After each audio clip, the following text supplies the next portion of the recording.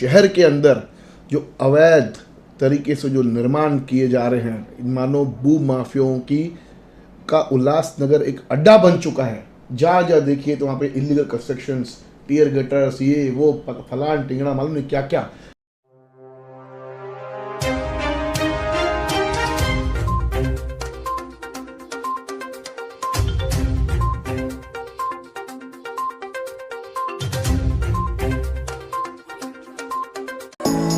Neeraj Vinod Burani's Spacecraft Interiors. Your space, our craft. Experienced and professional team. No hidden charges. Luxurious designs. Spacecraft Interiors. Your space, our craft. एक और बार आए हैं दिनेश जी के पास और जानने के लिए कि ये जो शहर के अंदर जो अवैध तरीके से जो निर्माण किए जा रहे हैं, मानो भू माफियाओं की का उल्लासनगर एक अड्डा बन चुका है। जहाँ जहाँ देखिए तो वहाँ पे इलीगल कंस्ट्रक्शंस, टीयर गटर्स, ये वो फलान टिंगड़ा मालूम नहीं क्या क्या। किस प्रकार के इन लोग डेवलपमेंट करते आ रहे हैं, इनको पता नहीं कि आगे चल के इसका अंजाम क्या होगा। दिनेश जी, इस विषय में आप कैसे देखते हैं इस विषय को? पहली बात तो नमस्कार कहूँगा। थोड़ा जोर से बोलेगा। बोले। मैं इस बात को गलत नहीं मानता हूँ। कोई ज़रूरत के हिसाब से अपना अगर घर थोड़ा बढ़ा रहा है तो वो मैं नहीं कहूँगा कि दोषी है, लेकिन मैं उन भूमाफियाओं को सबसे ज़्यादा अटैक करना चाहूँगा जिन्होंने शौचालय तक नहीं छोड़े, लोगों के लिए गार्डन तक नहीं छोड़े, समाज मंदिर के नाम पर बड़े बड़े गाले बनाकर लोगों को बेच दिए और अपनी जेबें भर ली है। ऐसे लोगों को मैं बिल्कुल माफ करने के लायक नहीं हूं। मेरे पास शब्द भी नहीं है कि उनको माफ कर सकूं। मैं किसी की भी कीमत पर उनको थोड़ा सा अच्छा कह सकूं। उन नेताओं को जिन्होंने समाज मंदिर के नाम पे, मैं एग्जांपल कह रहा हूं, हमारे यहाँ की टेकरी पे देन है, दुर्गा माता नगर के पास पूरी की पूरी जमीन आज भूमाफियाओं ने अपने कब्जे में ले ली, बड़े बड़े गाले बनाकर अपनी जेबें का भर ली और किसी को आज सबको धोखे में वही डाल रहे हैं। आज जो हमारी जनता त्रस्त है उसकी मुख्य कारण ही ये हमारे नेताओं पर, ऐसे भ्रष्टाचारी नेताओं पर विश्वास करना उनका है कि वो भ्रष्टाचारी नेताओं के चंगुल में फंस जा रहे हैं, जिनका मकसद ही है जमीन कब्जा करना और अपना जेब भरना और पब्लिक को फंसा देना। कैसे इन पे लगाम लगाई जाए? लगाम लगाने का एकमात्र ही कारण है, तरीका है। लगाम लगाने के लिए जनता को जागरूक होना पड़ेगा, ऐसे नेताओं के खिलाफ चलना होगा। समय आ गया है, जनता जागेगी, जनता जागेगी। जनता बहुत अत्याचार सह चुकी है। मैं कहता हूं, जो मैं शहर में देख रहा हूं, एक समय था जब उल्लासनगर उभरने के लिए कुछ कर रहा था, लेकिन एक समय ऐसा आया कि वह अत्याचार करने के लिए बढ़ गया पूरा। आज शहर वासी परेशान हैं अवैध निर्माणों से, खतरनाक बिल्डिंगों से लोगों की जानें जा रही है। दिनेश जी, एक बात आपसे पूछना चाहूंगा। अवैध निर्माण बढ़ गया, बड़ा हो गया, जहाँ उनको परमिशन होती है 2 माले की, 6 माला बना डालते हैं, तो महानगर पालिका का उनको अलाउ कैसे करती है? टैक्स डिपार्टमेंट देखते हैं कि भाई 6 माला तक बिल्डिंग बन गई, जब महानगर पालिका 2 माले तक खाली परमिशन देती है, बाकी जो 4 माले हैं उनके ऊपर टैक्स भी लगाती है, उनको पानी का सप्लाई भी देती है, एमएसबी उनको लाइट भी सप्लाई करती है। ऐसे कैसे? देखिए, ये सिर्फ और सिर्फ लोगों की ये अवैध निर्माण नहीं, जरूरत थी। मैं ये नहीं कह रहा हूं कि वो लोग सही किए हैं, लेकिन जरूरत के हिसाब से आदमी मजबूरी में यह कदम उठाया, क्योंकि उल्लासनगर स्थायी था ही नहीं, वैध रूप से बसाया ही नहीं गया था, यह आर्मी कैंप से बसाया गया था। इसलिए यहां पे मालिकाना हक यहां के लोगों को था ही नहीं। मालिकाना हक यदि मिला है तो 2005 में जाकर मिला है। वह आदेश माननीय पप्पू कालानी जी ने लाया था, जीआर निकलवाया था। वही आदेश जब आया तब यह लगा कि शहरवासी उल्लासनगर में रह सकते हैं। उनका मालिकाना हक भी होगा, परंतु उस पर भी कुछ राजनीतिक लोगों ने ऐसी टीका टिप्पणी कर दी, ऐसी टीका टिप्पणी कर दी, ऐसी लीपापोती कर दी कि लोगों को इतना गुमराह कर दिया, इतना गुमराह कर दिया कि आज फिर वही धोखे की में रहने के मजबूर हो गए हैं। आपने जीआर की बात निकाली 2005 की, अभी जो 2022 में जो जीआर आने वाला था, कुछ महीने पहले अनाउंसमेंट हुई, सब कुछ हुआ। ये जो जीआर है, अब देखिए मैं आपसे जीआर क्यों पूछ रहा हूँ, कभी आने की आपको आशंका है कि क्या, कब तक आ सकता है आपके नॉलेज में, कि क्यों पूछने का कारण है कि आपके बड़े बेटे वो आर्किटेक्ट है, इंजीनियर है, और इस बार तो चुनाव में भी अपनी किस्मत आजमा रहे हैं ऐसे मालूम पड़ा मुझे, बताएंगे आप। तो जब भी आपका बेटा प्रचार के लिए जब पब्लिक में जाएगा और जीआर तब तक नहीं आता है, समझो फर्ज करो जीआर इलेक्शन तक नहीं आता है, तो कैसे आपका बेटे से तो सवाल पूछेंगे कि वो तो आर्किटेक्ट है, तो कैसे आप उनको सवालों के जवाब दोगे लोगों को? जीआर लाने की जिम्मेदारी किसके पास थी? हमारे आमदार के पास। सही है। अभी आमदार से सवाल पूछेंगे ना लोग, आमदार जिस पार्टी से बिलोंग करते होंगे उनसे सवाल करना होगा ना लोगों को। देखिए, जब आपकी अध्यक्षा जब महापौर थी, तब उस टाइम पे आप लोग भी तो गए थे ना सीएम साहब के पास में, पालक मंत्री साहब के पास में, आपकी सरकार भी थी, आपने कुछ मांग की थी कि जो 9000 स्क्वायर मीटर है उसको 4000 कर दें, कुछ था वो, क्या था वो? कैसे क्या था वो? मतलब कैसा था कि अब एक छोटे से शहर में 13-13.25 किलोमीटर के क्षेत्रफल में यदि कुछ विकास करना है तो पहली बात एक व्यवस्था बनानी पड़ेगी। सही है। और सही ढंग से, सही रूप से अगर कानून के तहत से चलेंगे तो विकास नहीं कर पाएंगे। इसलिए हमारी अध्यक्षा महोदया ने मांग की थी, हमारे जो आज के हमारे मुख्यमंत्री हैं माननीय शिंदे साहब, उनसे उस समय हमारे यहाँ के पालक मंत्री हुआ करते थे, सही, उनसे मांग की थी कि यह आप जो 8000-9000 स्क्वायर मीटर है उसको 4000 करिए, जिससे कि लोगों को एफएसआई भी बढ़ के मिलेगी, 4 एफएसआई मिलेगी, और लोग एक हाई राइज बिल्डिंग बना सकते हैं, जिससे उसमें लोगों को ये किया जा सकता है, लोगों को पोजीशन दिया जा सकता है। तो वो इम्प्लीमेंट क्यों नहीं हुआ? अब सरकार बदल गई, तब हमारी आघाड़ी सरकार थी, अब ईडी सरकार आई है। नहीं, आपने करस्पॉन्डिंग तो किया ना, करस्पॉन्डिंग तो कोई भी कर सकता है, तो उसके बाद में तो सरकार को जवाब देना ही है। करस्पॉन्डेंस तो आज भी चालू है, ऐसा नहीं है। हमारे कालानी परिवार से जो लीड करता है ना, वह दिल से लीड करता है, करस्पॉन्डेंस पर शांत नहीं बैठता वो। उसका लक्ष्य होता है, यदि हमने कुछ देने के लिए कहा है शहरवासियों को तो देंगे, हर हाल में देंगे।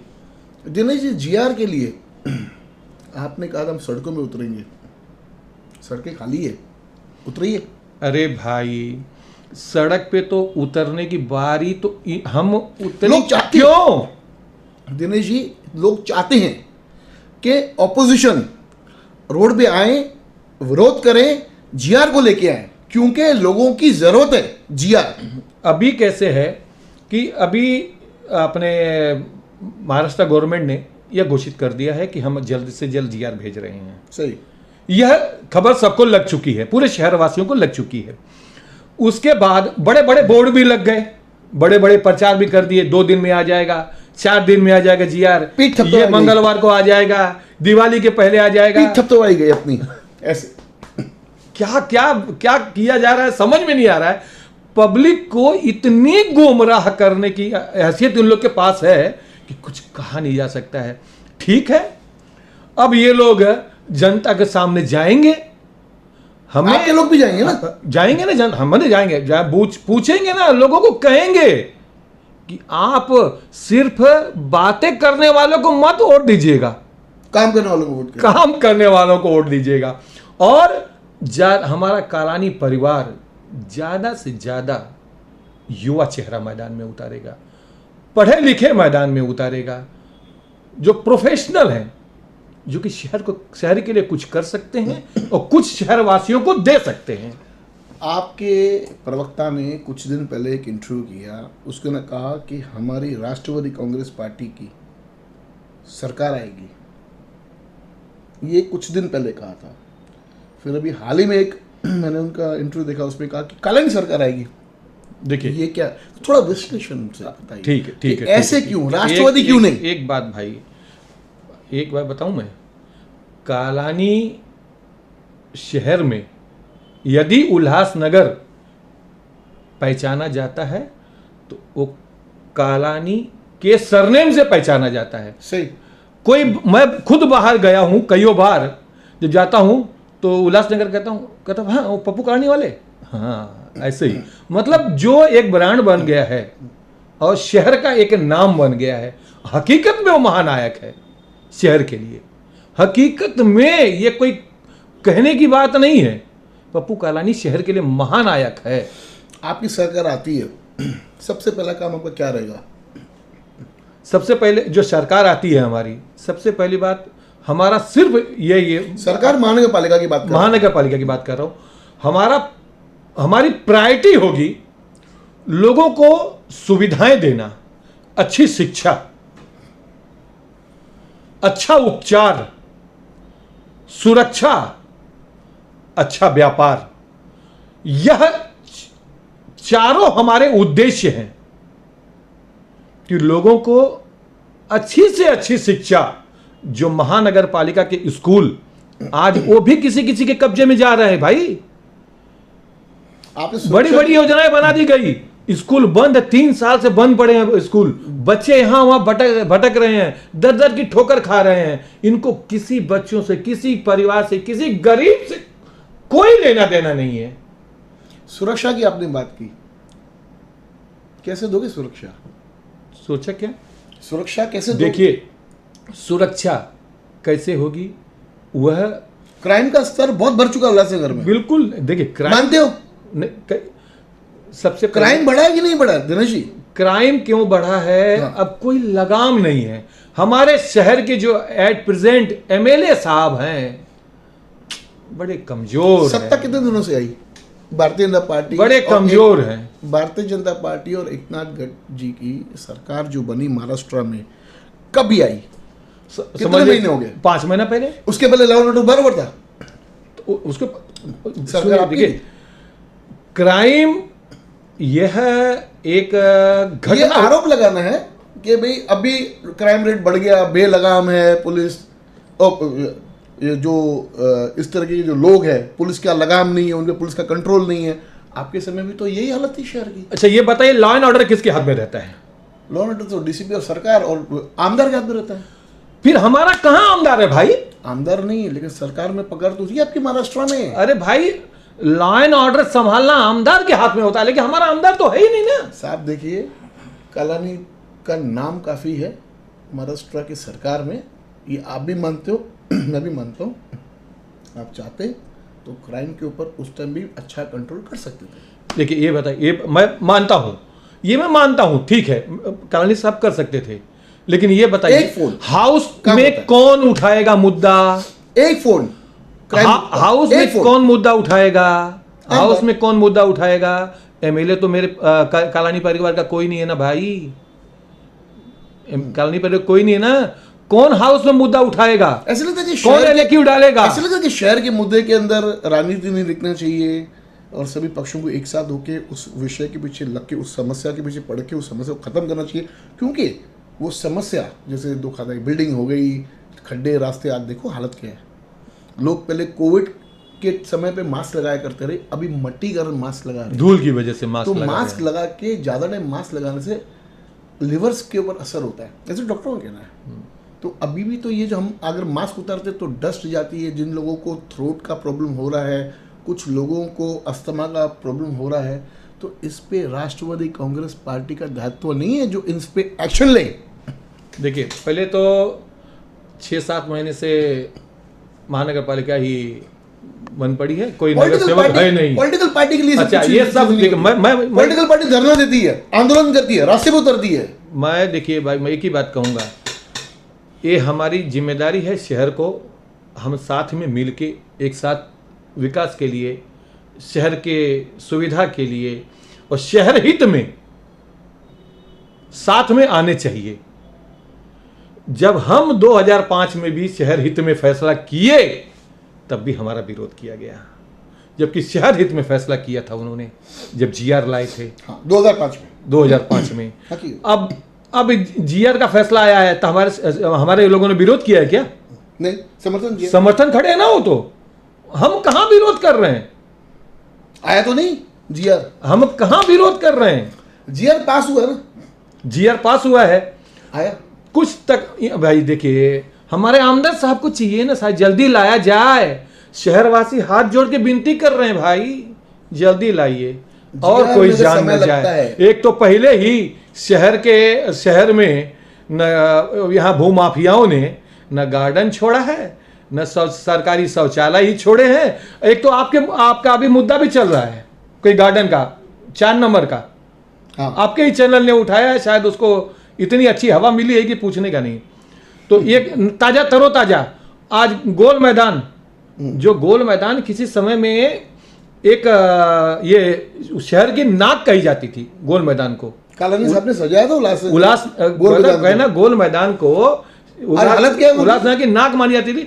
आज टुकड़ों में बांट के रख दिया है, गर्दुल्लों का अड्डा बन गया है वो। उस पर क्यों नहीं लगाम लगा रहे हैं? अरे तो क्या करे, लॉ एंड ऑर्डर हमारे आमदार साहब थोड़े कमजोर पड़ रहे हैं इसमें। उनको इन बात से देखिए, ऑपोजिशन क्या, आमदार को इस बात के लिए ऑपोजिशन का दायित्व नहीं है इन सबको रोकना?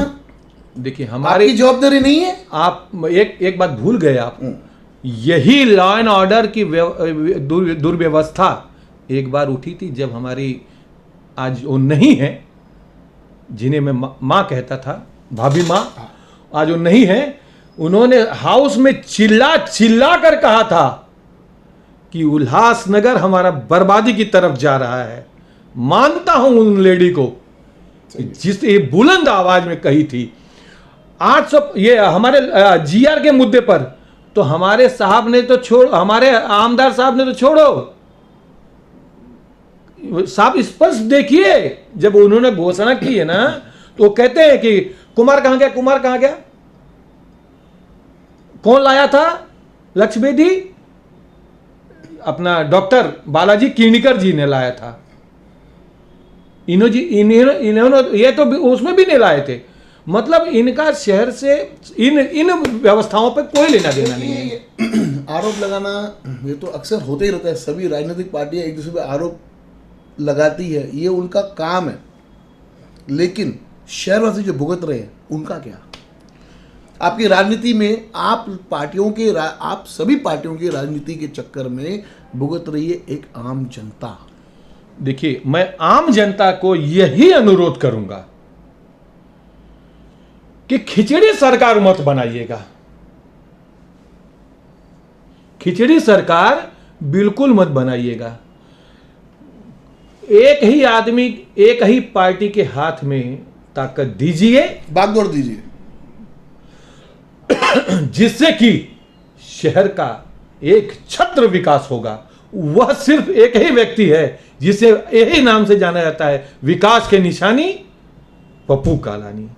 और उनकी पार्टी जिससे वो लीड कर रहे हैं, राष्ट्रवादी कांग्रेस पार्टी को आप ताकत दीजिए, उनके ज्यादा से ज्यादा नगर सेवक चुनकर लाइए ताकि अपनी बहुमत की सरकार बनाए, ताकि कोई उसमें रोड़ा न बन सके।